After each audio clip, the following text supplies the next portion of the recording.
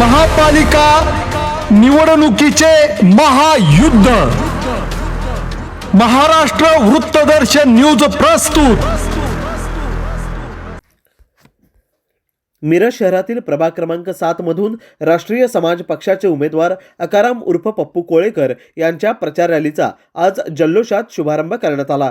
शेकडो कार्यकर्ते आणि समर्थकांच्या उपस्थितीत हलगीच्या गजरात घोषणाबाजी करत भव्य प्रचार फेरी काढण्यात आली। या प्रचार रॅली दरम्यान उमेदवार अकाराम कोळेकर यांनी प्रभागातील नागरिकांशी थेट संवाद साधत त्यांच्या समस्या जाणून घेतल्या।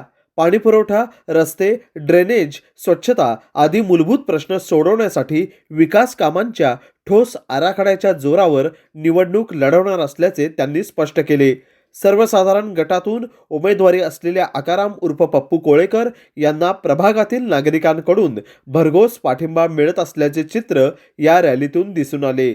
स्थानिक तरुण आणि तडफदार नेतृत्व म्हणून त्यांची परिसरात नागरिक हे त्यांच्या पाठीशी ठामपणे उभे राहणार असल्याचा विश्वास व्यक्त करण्यात आला।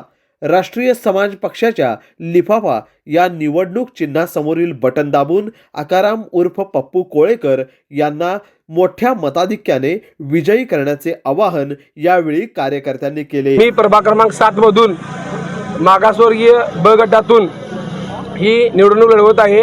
माझी निवडणूक ही धनशक्तीच्या विरोधात जनशक्ती अशी माझी प्रमुख निवडणूक लढवणं आहे।